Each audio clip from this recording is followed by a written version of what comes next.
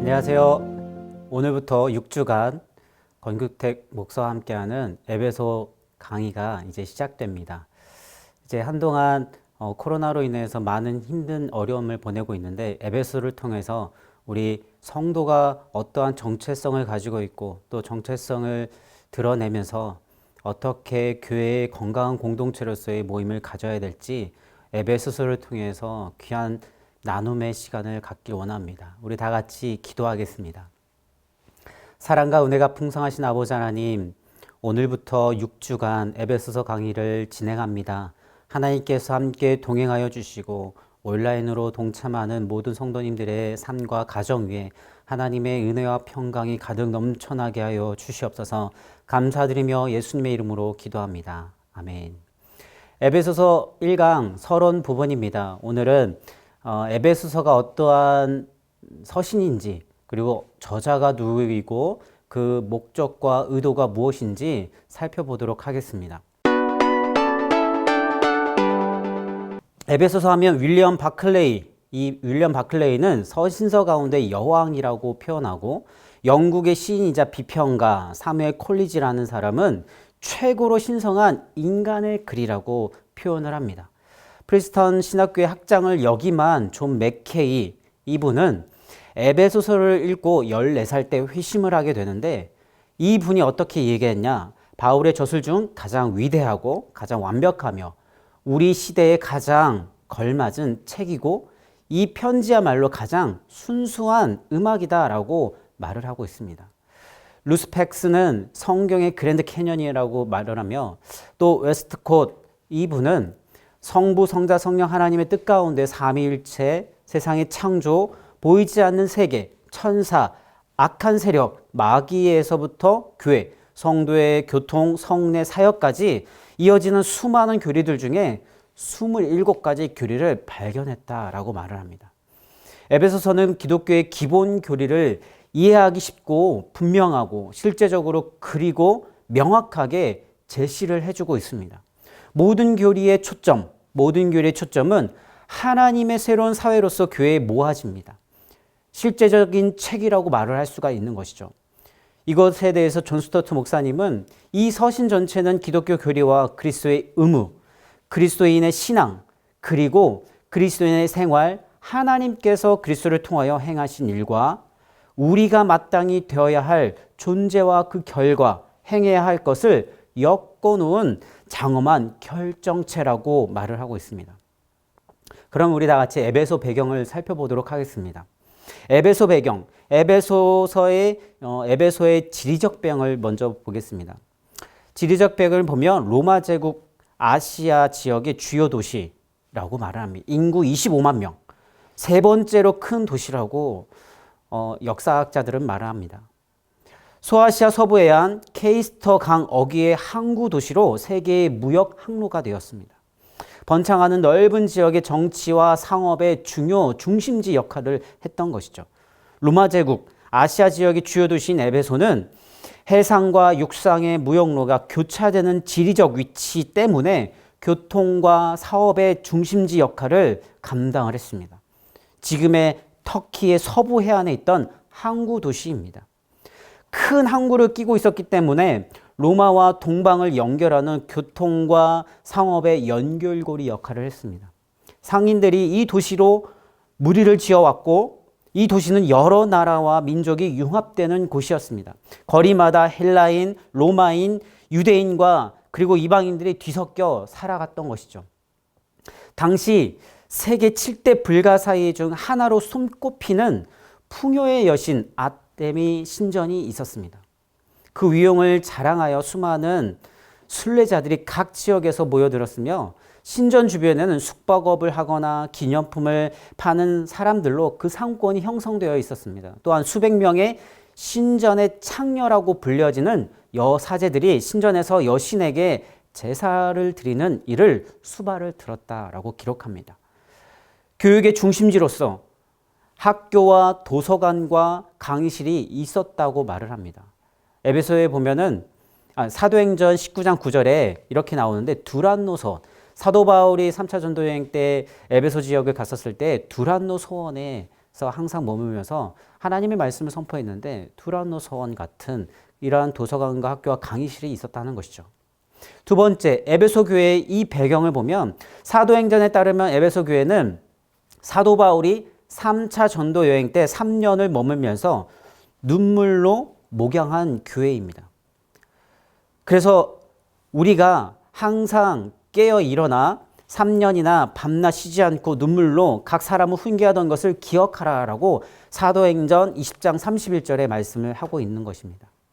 다른 어떤 도시보다 사도 바울이 오래 머물렀기 때문에 개인적으로 특별한 관계를 지닌 교회입니다. 사도 바울의 영적인 아들 디모데가 그곳에서 사역을 할 정도로 지속적으로 끊임없이 사도 바울의 영향력 아래 있었던 것이죠. 세 번째, 성경에 나타나는 에베소, 사도행전에서 나타나는 에베소를 살펴보면 사역 기간이 3년, 이 3년 안에는 회당에 처음 갔었을 때 사도 바울은 회당에서 3개월 동안 하나님의 말씀을 전했습니다. 그러자 이 길이 막혀버렸습니다. 막히자 어떠한 길이 열리냐? 두란노 서원이라는 곳에서 2년 동안 매일매일 하나님의 말씀을 가르칩니다.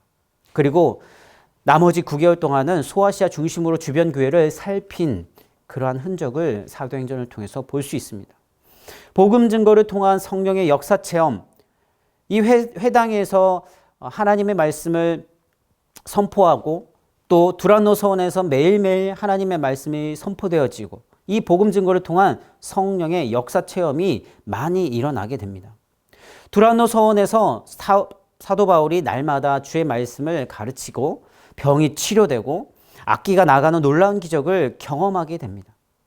마수라는 유대인들과 때로는 충돌을 일으키죠. 사도행전 19장 13절에서 16절 말씀에 마수라는 어떤 유대인들이 시험을 삼아서 악기 들린 자에게 주 예수 이름을 불러 말하라고 시킵니다. 이 사건이 왜 이렇게 됐냐? 사도 바울이 병이 치유되고 또 손수건을 얹자 악기가 나가고 병고침이 일어나는 그 사건을 보면서 마수라는 유대인들도 이러한 일들이 일어날 것을 기대하는 마음을 가지고 이렇게 했던 것이죠. 그래서 마수라는 어떤 유대인들이 시험을 삼아서 악기 들린 자들에게 주 예수 이름을 불러 말하되 내가 바울이 전파하는 예수를 의지하여 너희에게 명하노라. 유대의 한 제사장 스게와와 7 아들도 이 일을 행하더니 악기가 대답하여 이르되 어떻게 하냐? 내가 예수도 알고 바울도 아는데 너희는 누구냐? 라고 이렇게 성경은 기록합니다. 또한 하나님의 말씀이 계속 선포되어지자 마술을 행하던 사람들이 어떻게 되냐? 자복하는 일이 생겨나게 됩니다. 기적이 일어나고 병고침의 역사가 일어나고 하나님의 복음의 말씀이 선포되어지자 마술사들이 그때 당시에 책값만 은 5만이나 된 그 양을, 그 큰 금액들, 그 모든 마술책들을 불태워버리는 일이 일어납니다. 데메드리오라는 하는 은장세계의 주동으로 아데미 여신의 이름을 외치며 소동을 일으키는 바울을 대적하는 일 또한 일어나고 거짓 교사들의 문제에 대해 조심하라는 그 경고, 밀레도에서 에베소 장로들에게 사도 바울이 당부하는 그 고별 설교를 할 때 여러 가지 수많은 일들이 에베소 교회 안에서 일어납니다. 이것이 사도행전에서 나타나는 에베소입니다. 두 번째, 그러면 에베소에서 나타나는 에베소. 첫 번째는 이교적인 퇴폐적인 문화가 일어나게 되는 것이죠. 믿음과 삶이 분리되는 그러한 일들. 음행이 일어나고 온갖 더러운 것이 일어나고 탐욕이 일어나는. 두 번째는 교회 안에 이방인과 유대인의 관계에 문제가 발생을 하게 됩니다. 이것이 에베소서 2장 11절에서 22절의 말씀을 나타나는 것이죠. 세 번째는 헬라적 혼합주의가 일어나게 되는데 이것이 우주적 이원론의 영향을 받게 되는 것입니다. 헬라적인 개념을 사용하여서 복음을 설명하게 되는 것이죠. 사도 바울이 에베소서 1장 3절 말씀을 통해서 하늘에 속한 그리고 에베소서 1장 9절과 3장 4절과 3장 9절에 비밀이라는 이 단어 그리고 에베소서 1장 9절과 23절에는 충만이라는 이 단어 헬라적인 개념을 도용해서 복음을 설명하고 있는 것이죠. 세 번째, 디모데 전후서에서 나타나는 에베소는 첫 번째는 율법주의가 나타납니다. 다른 교훈, 신화와 끝없는 족보가 디모데전서 1장 3절과 10절 그 사이에서 나타나고 있고, 망령되고 허탄한 신화, 이거에 대해서는 디모데전서 4장 7절에 기록하고 있습니다. 그리고 두 번째는 금욕주의에 대해서 설명하고 있는데, 디모데전서 4장 1절에서 5절, 혼인을 금하고 식물을 폐하라.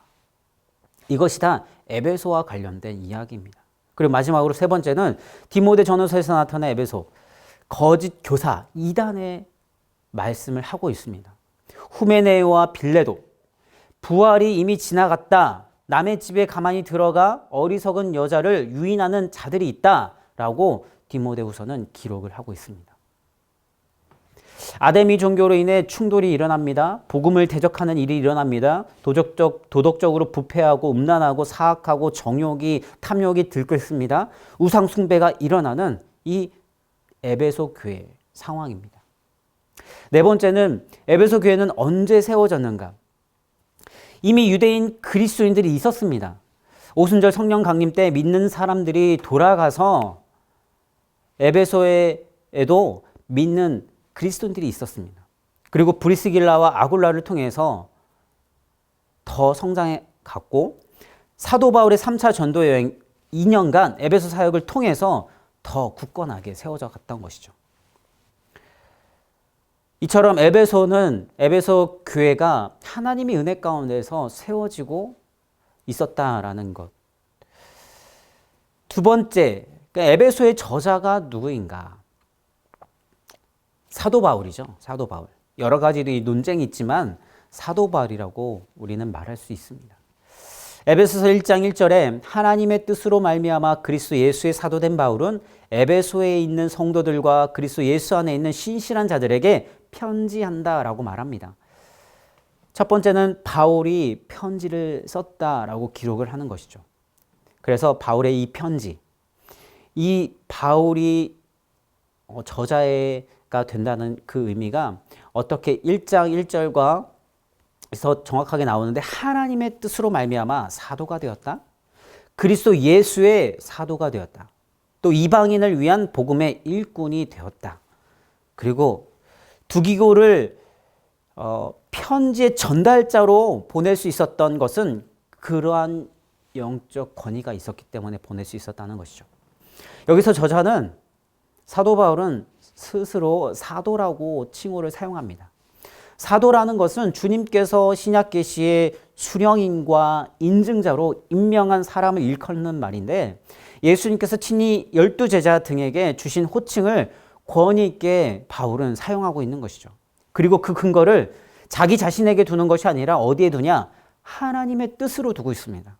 그리고 그리스도 예수의 그 근거를 두고 있습니다. 하나님의 뜻과 그리스도 예수 그리스도 안에 그 예수 그리스도로부터 내가 사도로 부름을 받았다라고 그 근거를 두는 것이죠. 하나님의 뜻은 하나님의 주권을 강조하는 것입니다. 사도 바울은 에베소서 1장 3절과 그리고 23절을 통해서 선택의 은혜, 하나님의 주권을 강조하고 있습니다. 이 관점으로 보면 사도 바울은 내가 어떻게 그런 사람이 되었는가를 강조하는 것이 아니라, 자기가 사도가 된 것은 오직 하나님의 주권적 선택과 은혜였기 때문에 내가 사도가 되었다라고 말을 하는 것이죠. 저자 자신에 대한 명확한 소개를 통해서 이 서신, 에베소 서신이 주장하는 권위의 출처 그리고 진정성이 하나님과 예수 그리스도의 권위와 이름과 영감에 있다는 것을 우리는 인정해야 합니다. 그렇기 때문에 바울이 기록한 이 편지는 단지 사람이 쓴 것이 아니라 하나님 자신의 계시의 진리로 우리는 받아들여야 합니다.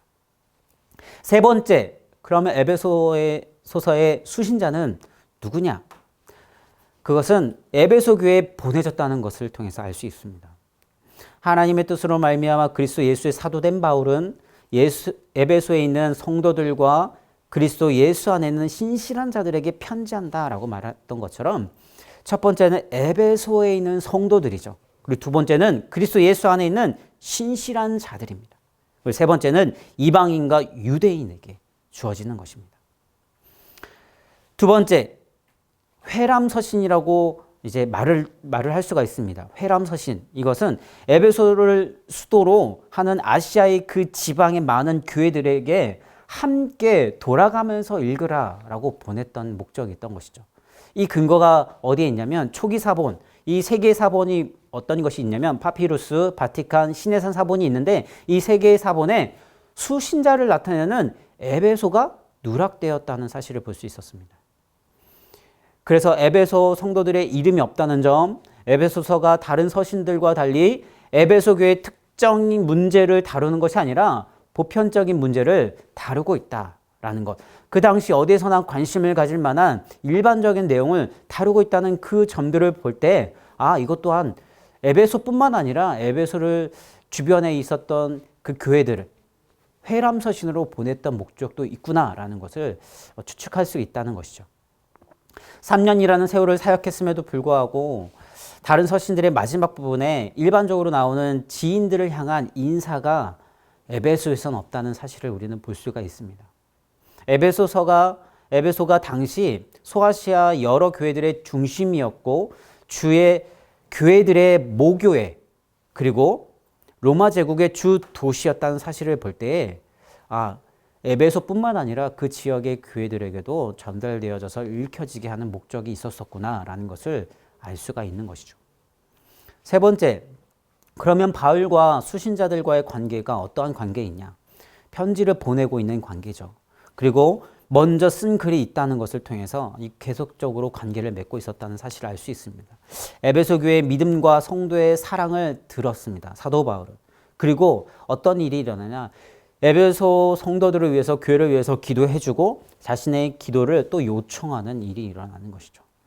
바울이 에베소 사람들을 특별히 생각하고 있는 것 같습니다. 에베소 교회와 사도 바울은 밀접한 관계가 있었습니다.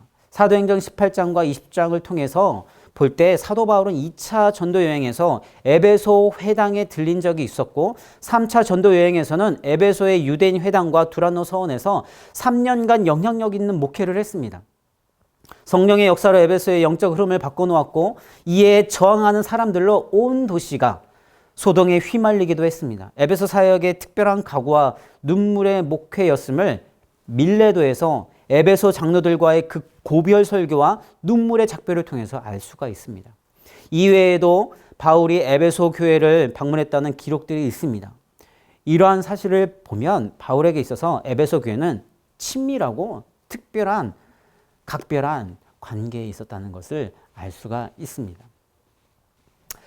네 번째, 기록 장소와 시기입니다. 첫 번째, 바울이 처한 상황은 어떠한 상황이었느냐? 바울이 감옥에 투옥된 상태입니다. 에베소 3장 1절에 나 갇힌 자 된 나 바울, 4장 1절에는 주 안에서 갇힌 내가, 6장 20절에는 내가 쇠사슬의 메인 사신이 된 것은, 6장 21절과 22절에는 두기구를 통해서 서신을 전달하는 이 모든 상황을 통해서 사도 바울이 감옥에 갇힌 상태에 있다. 그럼 언제 감옥에 갇혀 있느냐? 사도 바울이 감옥에 갇힌 시기는 많이 있습니다. 빌립보 감옥에, 그리고 예루살렘 감옥에, 가이사랴 감옥에, 이렇게 시간대별로 시대별로 이제 감옥에 갇힌 때가 있었는데 이 편지를 쓰게 되는 시기는 로마 감옥에 있었던 시기라고 볼 수가 있습니다. 어느 정도의 자유를 가졌었던 상태. 결론적으로 AD 60에서 62년 바울이 로마 감옥에 갇혀 있을 때라고 볼 수가 있는 것이죠. 그러면 다섯 번째, 기록 동기와 목적. 기록 동기와 목적을 보면 3년 동안 함께했던 사도 바울과 함께하지 못하고 바울의 그 고난당함을 듣고 낙심했던 소식을 그 성도들은, 에베소 성도들은 들었습니다. 그래서 사도 바울이 편지를 쓰게 되었다. 두 번째는 혼합주의적 세속 종교와 학문들의 위협 때문에 온갖 교훈과 풍조가 많이 활성화되고 퍼져가고 있었던 것을 감지하고 사도 바울은 그것을 정리하고자 쓴 것이죠. 회심 때 떠났던, 회심을 하고 삶을 변화시켰는데 그때 떠났던 옛날의 그 문화에 어느덧 또 조금씩 동화되어 가고 있는 그 소식을 들었을 것입니다. 그래서 에베소 4장 22절에 그리고 5장 3절 6절에 구습을 쫓는 옛 사람을 벗어버리라. 그리고 음행과 더러운 일과 탐욕을 벗어버리라 하지 말라라고 말씀한 근거를 통해서 볼 수가 있습니다. 그리고 사도 바울은 이방인에 대한 선교의 열정이 남달랐습니다. 이방인들이 하나님의 백성이 된 것은 원래부터 준비된 하나님의 계획이었는데 예수 그리스도의 부활 이후에야 사도들에게 알려졌으며 이방인 개개인의 구원이라는 차원에서만 한정된 것이 아니라 유대인과 이방인이 창조 전부터 계획된 새로운 방향, 즉 새로운 인류를 창조하셨다는 것에 대해서 설명하고자 이 서신을 쓴 것입니다. 다섯 번째는 유대인과 이방인의 분열적인 요소가 있었던 것이죠. 이교적인 그 환경, 그 상황에 따른 영적인 도전이 그들에게 있었습니다. 어려운 상황에 놓인 에베소를 비롯한 소아시아 교회들을 위해서 예수 그리스도가 악한 권세들에 대해서 승리했다라는 것을 알리기 위해서 쓴 것입니다. 여섯 번째는 성령의 하나 되게 하신 것. 그것을 지키는 합당한 삶을 살게 하기 위해서입니다. 예수 그리스도로 말미암아 하나 되게 하신 그 은혜들을 이 사람들이 서로 분열되었던 그 모습들을 보고서 소식을 듣고 합당한 삶을 살기 위해서 어떻게 성령이 하나 되게 하신 그 삶을 온전하게 살아내야 된다라는 그 말씀을 전하기 위해서 쓴 것이죠. 그리스도인들의 모든 관계와 예배와 가정생활과 사회생활과 그리스도를 닮아가고 하나 되는 삶을 살아가며 모든 영역을 예배로 드려질 거룩한 영역으로 여기라는 것입니다. 이와 같은 것들을 통해 에베소서 6장 후반부에 전신갑주를 입고 끝까지 영적인 싸움을 싸우라라고 권면하는 것이죠. 그러면 여섯 번째 에베소서의 특징을 한번 보겠습니다. 신학적 주제들이 다양합니다.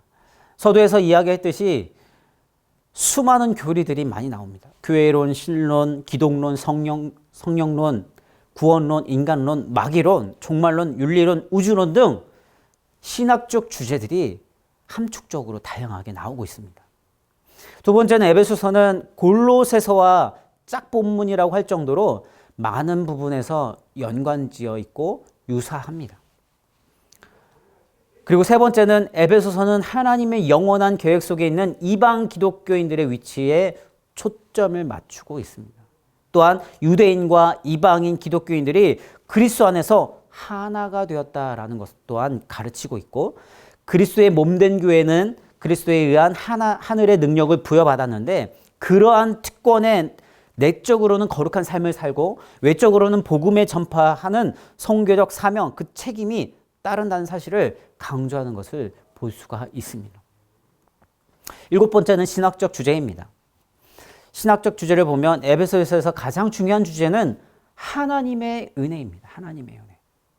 바울은 먼저 하나님의 은혜를 찬미하는 그 말씀으로 시작합니다. 에베소서 1장 3절과 3절에서 14절 말씀, 3장 2절에서 13절 말씀. 이 은혜가 나타나는 중요한 사건은 뭐냐? 그리스도의 낮아지심, 그리고 그리스도의 높아지심입니다. 하늘 보좌 우편 모든 하나님의 영광을 다 내려놓고 그리스도께서 이 땅 가운데 내려오신 것, 그것이 한없이 낮아지심, 그리스도의 비하입니다. 스스로 낮아져서 내려와서 하나님의 택한 백성들의 죄를 사하기 위해, 대속하기 위해 십자가에 못 박혀 죽으신 것, 그것이 예수 그리스도의 낮아지심입니다. 또한 예수 그리스도의 높아지심, 승귀라고도 표현하는데 예수 그리스도의 이 높아지심은 죽음에서 죽고 거기서 머물러 있는 것이 아니라 하나님의 능력으로 사망과 죽음을 모든 권세들을 이기시고 부활하셨죠. 부활하시고 수많은 사람들 앞에서 하늘로 높임을 받는 승천하신, 그래서 하늘 보좌 우편에 앉아서 지금도 우리를 다스리시고 통치하여 주시는 스스로 하나님께서는 높아지신 그 사건, 그리스도의 비하와 그리스도의 승귀, 그리스도의 낮아지심과 그리스도의 높아지심, 이것이 하나님의 은혜의 중요한 사건이라는 것이죠. 이것이 복음입니다. 성도들은 오직 은혜로만 이러한 신분의 변화에 동참하고 우리는 그것을 동의하면서 많은 사람들 앞에서 침례를 받아 그것을 표현하는 믿음의 신앙의 고백을 살아가는 것이죠. 신학적 주제에서 첫 번째는 창조 세계를 구원하시려는 하나님의 관심을 찾아볼 수 있습니다. 에베소서는 새 창조라는 말을 풍성하게 사용합니다. 그리스도의 창조적인 죽음, 이 창조적인 죽음을 통해서 교회의 존재 안에, 교회의 존재 안에서 이스라엘과 다시 말하면 유대인이죠. 유대인과 이방인의 사이에 분리가 사라졌다는 것이죠. 하나가 되었다는 것을 보여줍니다. 창조 세계의 권위를 행사하려는 모든 악한 권세들과 교회가 대결하는 이 구도를 보여주고 있습니다. 그리고 교회는 그들의 종말을 알리는 표지가 됩니다. 그리고 하나님의 통치권을 확장하는 무기가 된다고 볼 수가 있습니다. 두 번째는 역사의 중심이자 목적인 예수 그리스도.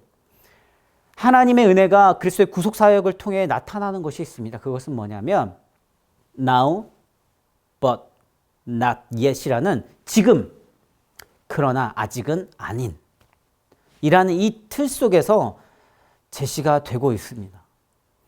에베소서는 결정적인 그리스도의 구속 사역의 영향으로 종말이 현재적으로 실현되고 있는 그것을 강조하고 있습니다. 그러나 동시에 그리스도의 구속이 갖는 미래적 영향이 있습니다. 그 은혜가 지금 오늘 우리의 모든 삶 속에서 살아가는 영역에서 경험되어질 뿐만 아니라 더 나아가서 그 열매로서 미래의 유익을 기대할 수 있다라는 사실을 말해주고 있는 것이죠. 지금 그러나 아직은 아니라는 이 말.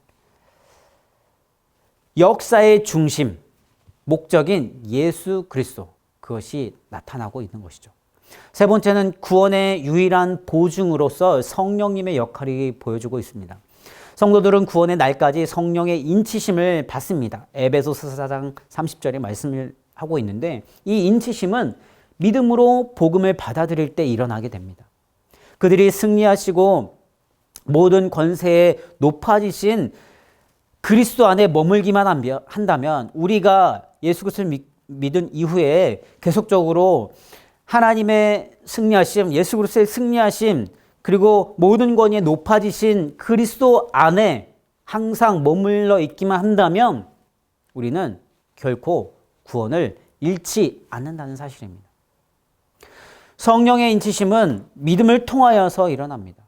그래서 이 믿음을 통하여서 성령의 인치심이 일어나고 우리 기업의 보증이 된다라고 말씀을 하며 우리의 신분의 변화의 보증을 성령님께서 우리를 인치심을 통해서 보증하고 있다라는 말씀입니다. 네 번째는 하나님의 왕권의 표현으로서 하늘입니다. 하늘은 그리스도의 부활과 승천 이후에 그분의 임재하시는 영역으로 표현되고 있죠. 부활과 승천은 그리스도가 만물을 통일하시는 것을 깨닫게 하는 요인입니다. 만물을 끌어안으시는 하나님의 왕권에는 그분의 은혜가 고스란히 드러나고 있습니다. 이 왕권은 그리스도를 통해 우주 구석구석에 행사되고 있습니다. 다섯 번째, 선택과 구원으로서의 은혜입니다.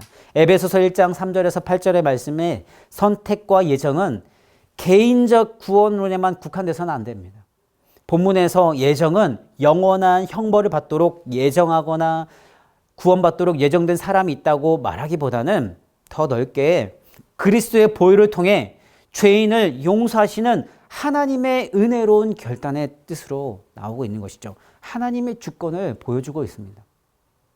이 표현은 그리스도 중심 사상의 결실입니다. 그리고 에베소서 후반에 윤리적 명령의 근거를 마련하고자 하는 바람의 결실입니다.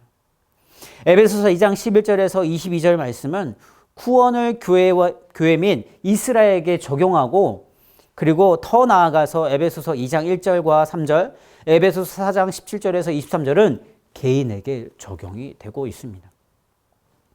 여섯 번째는 세상 속에서의 하나님의 교회입니다. 교회는 하나님의 선택받은 공동체이죠. 그리고 교회는 만물을 회복시키고 통일시키는 중심 기관입니다.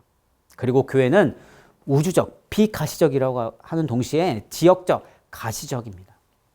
또 교회는 상속 공동체입니다. 그리고 교회는 그리스도의 몸으로 하나된, 연합된 공동체이죠. 교회인 성도는 그리스도 안에서 생활하고 그리스도의 고귀하심에 걸맞게 우리는 행동해야 합니다. 그것으로 인해 윤리적으로 이 토라라는 이 율법의 요구보다 더 큰 요구가 기대를 하고 있는 것이죠. 교회인 성도는 악한 권세들에 대하여 영적인 저항과 싸움을 해 나가야만 합니다. 그리고 교회는 하나님의 형상으로 재창조된 성도가 성장하도록 그 성장의 환경, 그 배경이 되어야 합니다.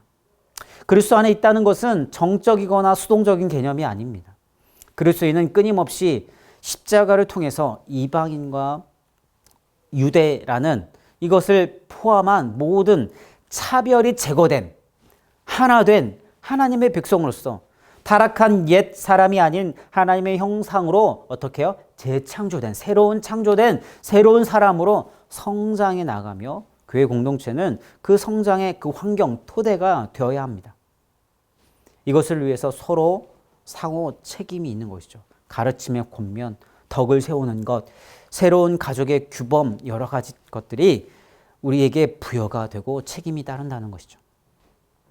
구조를 보겠습니다. 에베소서의 구조는 다른 바울 서신들과 같이 전반부에는 성도의 구원, 1장부터 3장까지 성도의 구원, 교리적인 진술을 취하고 있고, 후반부 4장에서 6장은 구원받은 삶에 대하여 실제적인 권면의 구조를 취하고 있습니다. 에베소서를 어떻게 읽을 것인가라는 이 책에서의 구조 보면 이렇게 나옵니다. 그리고 BCNT 에베소서 구조, 이 프랭크 틸만이라는 저술한 이 책을 통해서는 큰 틀에서 보면 서문과 인사말, 그리고 그리스도 안에서 자기 백성에게 복을 주시는 하나님을 찬송함, 그리고 세 번째는 회심에 대한 감사와 지혜를 위한 간구, 진노의 자녀로부터 새 창조로, 그리고 하나님 없는 자로부터 하나님의 백성의 일원으로, 바울의 신적 사명과 이방인을 위한 그의 고난, 그리고 바울이 독자들의 내적 강건을 위해 기도하고 등이 그렇게 하실 하나님을 찬송한다. 하나됨과 성숙을 향한 교회의 성장, 그리고 어떻게 새 사람으로 살 것인지 상기를 시켜주고 있습니다. 이어서 어둠의 행위를 벗어버리고 변화를 받으라라는 권면, 가정 안에서 지혜로운 행동, 그리고 마귀의 관계를 대적해야 된다라는 말씀, 마지막으로 끝맺는 추천과 마지막 기도, 소원으로 마무리를 맺는 것을 볼 수가 있습니다. 에베소서 연구에 앞서서 구원은 개인으로부터 출발하지만 공동체적인 구원으로 귀결된다는 사실을 우리는 알아야 합니다. 에베소서는 성도 개인의 구원이 얼마나 깊고 풍성한 것인지 보여주고 있습니다. 더 나아가서 에베소서는 경건주의적 개인주의와 그 결과로 나타나는 연약한 교회론에서 벗어날 것을 또한 요구하고 있습니다. 에베소서의 별칭이 교회의 책이다라고 말씀하고 있습니다. 교회가 아니라 그리스도만을 바라보고자 하는 오늘날의 자신 없는 이 목소리들에 대해 바울은 단호하게 부인합니다. 교회 안에서 그리스도를 알고 온 세상을 하나 되고자 하는 하나님의 뜻을 발견해야만 한다고 주장을 하는 것이죠. 우리는 에베소서를 읽으며 자신의 구원의 의미를 자문하고 만물을 통일하고 새로운 인류를 창조하시는 하나님의 역사가 교회를 통해 어떻게 나타나는지 묵상해야 합니다. 개인의 삶의 변화와 사회적 책임의 면에서 또한 교회의 연합과 성장에 있어서 하나됨을 어떻게 지켜나가야 하는지, 그리스도의 몸을 어떻게 세우고 머리인 그리스도에게 어떻게 자라가야 하는지 끊임없이 본문을 통해 고민하고 적용해야 할 것입니다. 그러면 우리 에베소서 1장 1절에서 2절 말씀을 한번 나누도록 하겠습니다. 에베소서 1장 1절에서 2절 말씀, 그 중에 1절만 먼저 보도록 하겠습니다. 하나님의 뜻으로 말미암아 그리스도 예수의 사도된 바울은 에베소에 있는 성도들과 그리스도 예수 안에 있는 신실한 자들에게 편지한다라고 말합니다. 서신서에서 1장은 서론의 역할을 합니다. 인사와 축복의 메시지가 있죠. 다른 서신서들과 비교해서 볼 때 이 부분이 조금 깁니다. 사도 바울은 에베소 성도들을 거룩한 무리라라고 표현하고 있습니다. 이것은 그들의 정체성에 대해서 알려주고 있는 메시지입니다. 첫 번째, 그리스도인은 성도입니다. 성경에서 성도의 의미는 구별하여 세웠다라는 뜻을 가지고 있습니다. 요한복음 17장 19절 말씀을 보면 또 그들을 위하여 내가 나를 거룩하게 하오니 이는 그들도 진리로 거룩함을 얻게 하려 함이니이다 라고 기도하셨습니다. 이것을 통해서 예수님께서는 이미 완전하게 거룩하시고 십자가 위에서 우리의 죄를 대속하시는 그 인물을 위하여 자기 자신을 헌신, 어떻게? 구별하여 세웠던 것이죠. 그리고 우리도 하나님을 위하여 구별하여 세워졌다는 것을 의미하는 것입니다. 그리스도인은 성도이고 모든 성도는 그리스도인입니다. 세상에서 구별된 존재입니다. 이 세상에서 살아가지만 세상에 속해 있지 않다는 것을 의미하죠. 새로운 성품과 왕의 백성으로서 새로운 특권과 새로운 결의를 소유하게 된 존재입니다. 하나님 나라의 백성이죠. 그리스도의 성품을 드러내고 나타내고 그 분량에 점점 더 장성한 데까지 이르도록 발전하게 되는 것입니다. 에베소서 2장 8절에서 9절 말씀을 보면 그리스도인은 행함이 아니라 하나님께서 선물로 주신 오직 믿음으로만 말미암은 은혜로 구원받은 존재임을 말씀하고 있습니다. 그리고 선한 일을 행하도록 우리는 예정이 되었다라고 말씀하고 있죠. 두 번째는 그리스도인은 어떠한 사람이냐? 신실합니다. 바울은 에베소에 있는 신자들을 그리스도 예수 안에 있는 신실한 자들이라고 부릅니다. 신실한 이 말은 가장 으뜸이 되는 의미가 믿음을 실천한다라는 의미를 가지고 있습니다. 즉 그리스도인은 그리스도 예수 안에서 하나님의 은혜의 복음을 들었으며 그가 믿은 것 혹은 그 복음에 대한 믿음을 실천하는 사람입니다. 그리스도인은 신실하다라는 이 말의 두 번째 의미는 믿음에 거한다라는 것입니다. 다시 말하면 믿음을 지킨다. 이 말은 믿음을 지킨다라고 말을 할 수 있는데 그리스도인이 구원받은 이후에 믿음 생활을 하면서 종말까지 끝까지 인내함으로써 결국 얻게 되는 궁극적인 구원 사상을 말을 하고 있습니다. 하나님께서 자기 성도들을 마지막 때까지 붙잡아 주셔서 구원에 이르게 하신다는 성도의 견인의 은혜가 있는 것이죠. 세 번째, 마지막으로 그리스도인, 성도는 그리스도 안에 있는 존재입니다. 에베소서 1장 3절에서 23절에 무려 9번이나 사용되고 있는 단어 그리스도 안, 그리고 바울 서신 전체에는 164번이라는 이 어마어마한 숫자에 이 단어가 사용되고 있습니다. 이 말은 그리스도를 믿는다. 그분의 대속으로 구원함을 받았다는 것 그 이상의 의미를 가지고 있습니다. 그것은 그리스도와 연합하여서 영적으로 한 몸을 이루게 되었기 때문에 그분의 참된 것, 예수 그리스도의 그 신실한 모든 것들이 우리에게도 동일하게 적용이 되어진다. 참되다라는 것을 의미하고 있는 것이죠. 그리스도 안에 있다라는 것은 그리스도와 연합된 하나이다라는 것입니다. 그렇기 때문에 성도는 우리가 구별된 존재이고 그리고 신실하고 믿음을 지키는 은혜가 있고 그리스도 안에서 항상 거하는, 그래서 연합된 존재로서 우리가 어디를 가든지 무엇을 하든지 예수 그리스도 안에 있다는 사실을 우리는 늘 깨달아야 합니다. 성도 여러분, 여러분이 어디를 가든지 그리스도 안에 있는 존재입니다. 따로 세상과 구별된 존재입니다. 그리고 신실하게 어떠한 상황 속에서도 하나님께서 그 믿음을 잃지 않도록 지켜주시는 하나님의 믿음의 은혜가 있습니다. 그렇기 때문에 우리는 거룩한 성도로서 부름을 받은 것입니다. 사도 바울이 에베소 성도들에게 그렇게 부른 것처럼 우리 또한 많은 사람들에게 하여금 성도로서 불림을 받아야 합니다.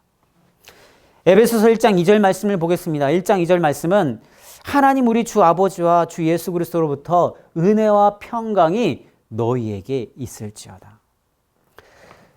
은혜와 이 평강은 누구로부터 나옵니까? 그리스도로부터 나옵니다. 성도들의 삶의 지표가 됩니다. 사도 바울은 은혜를 많이 강조하고 있습니다. 에베소서 2장 8절에 너희가 그 은혜에 의하여 믿음으로 말미암아 구원을 받았나니 이것은 너에게서 난 것이 아니요 하나님의 선물이라 라고 말합니다. 우리가 은혜 때문에 믿음을 통하여서 구원을 받았습니다. 하나님께서 주시는 그 은혜의 선물, 그 믿음을 통해서 우리가 믿음으로 말미암아 구원을 받은 것이죠. 우리는 하나님의 은혜 아니면 살아갈 수 없는 존재입니다. 은혜라는 것은 자격 없는 자에게 베푸시는 하나님의 선물입니다. 보상과는 다릅니다. 내가 무엇을 해서 어떤 것을 잘해서 하나님께서 주시는 것이 아니라 받을 자격이 없는 아무것도 없는 나에게 하나님께서 한없이 부어주시는 사랑입니다. 에베소는 지독하게 상업적입니다. 물질적입니다.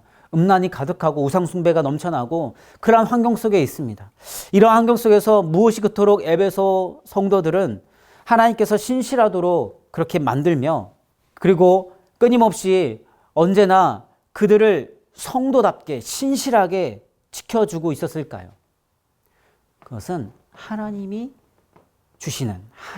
주시는 값없이 주시는 하나님의 은혜와 평강이 그들에게 매일매일 매 순간마다 주어졌기 때문에 어려운 세상 속에서도 믿음을 잃지 않고 살아갔다는 것입니다. 우리는 어떠합니까? 여러분의 삶의 현장은 어떠합니까? 참 치열합니다. 그 치열한 환경 속에서 우리가 온라인을 통해서 예배를 드리고 수많은 시간들을 온라인을 통해서 기도하고 그렇게 어려운 시간들을 보내왔었습니다. 그리고 아직 마무리가 되지 않았지만 삶의 경제적인 부분, 물질적인 부분, 그리고 세상의 쾌락적인 부분, 영적인 유혹되는 사단 마귀들의 죄로부터 당하는 그러한 여러 가지 어려운 상황과 환경들, 그 환경들에서 우리가 믿음을 가지고 살아갈 수 있는 것은 우리가 어떠한 자격이 있어서 그런 것이 아니라 하나님의 전적인 은혜입니다. 우리가 어떠한 자격이 있어서 주어지는 것이 아니라 늘 우리는 죄에 넘어지고 환경에 넘어집니다. 그럼에도 불구하고 우리가 온전하게 설 수 있는 것은 예배를 드리고 이곳에 성경 모임에 나오고 강의를 듣는 것, 그리고 기도하는 것은 하나님께서 끊임없이 자격 없는 자에게 부어주시는 하나님의 전적인 은혜와 평강이 우리의 삶 가운데 계속해서 일어나고, 그래서 우리를 그리스도 안에서 연합된 존재로서 성도라 불려주시고, 그리고 우리를 날마다 끊임없이 믿음을 지키게 하여 주시고, 우리를 세상 속에서 살지만 세상과 구별된 존재로서 살아갈 수 있도록 은혜를 베풀어 주시는 하나님의 전적인 놀라운 능력과 은혜 때문에 우리는 오늘도 살아가는 것입니다. 우리는 늘 도움이 필요합니다. 누구의 도움입니까? 우리를 도와줄 수 있는 것은 오직 하나님의 뜻과 하나님의 능력뿐입니다. 우리에게 다른 능력이 없습니다. 하나님께로부터, 예수 그리스도로부터 주시는 하나님의 은혜와 평강이 매일매일 우리의 삶 속에서, 여러분의 삶 속에서 가득 넘쳐나야 우리는 온전히 오늘 하루도 살아갈 수 있는 것입니다. 우리는 그리스도 안에서 어려운 환경 속에서 온전히 믿음을 지키며 살아갈 수 있는 그것은 오늘도 우리에게 부어주시는 하나님의 한없는 은혜와 평강이기 때문이 그렇습니다. 사랑하는 성도 여러분, 하나님의 은혜와 평강이 여러분의 삶 속에서 가득 넘쳐나길 원합니다. 그래서 신실한 자들이라고 불려지는 귀중한 성도의 모습으로서 살아가길 예수님의 이름으로 간절히 축원합니다. 우리 다 같이 기도하겠습니다. 사랑과 은혜가 풍성하신 아버지 하나님, 우리는 너무나 연약합니다. 예수 그리스도를 믿고 구원받은 이후에도 여전히 죄로 인해서 넘어지고 사단마귀의 유혹에 넘어집니다. 그래서 좌절할 때도 있고 쓰러져서 허우적거릴 때가 너무나 많이 있습니다. 환경을 탓할 때도 있고, 그리고 여러 가지 문제들을 통해서 원망할 때도 있습니다. 그러나 오늘도 여전히 나를 붙잡아 주시고, 오늘도 여전히 하나님의 은혜와 평강을 부어주셔서 그리스도라고, 성도라고 불려주시는 그 하나님의 은혜 때문에 오늘도 주님 앞에 나아가는 은혜를 내려주셔서 너무나 감사합니다. 사랑하는 하나님, 우리 귀한 성도님들의 삶 속에서 하나님의 은혜와 평강이 가득 넘쳐나서 예수 그리스도의 신실한 성도로서 믿음을 온전히 지키며 그리스도와 연합된 존재로서 날마다 부어주시는 그 은혜 가운데서 살아내어지는 역사를 경험하기 원하오니 주님 동행하여 주시옵소서. 감사를 드리며 예수님의 이름으로 기도합니다.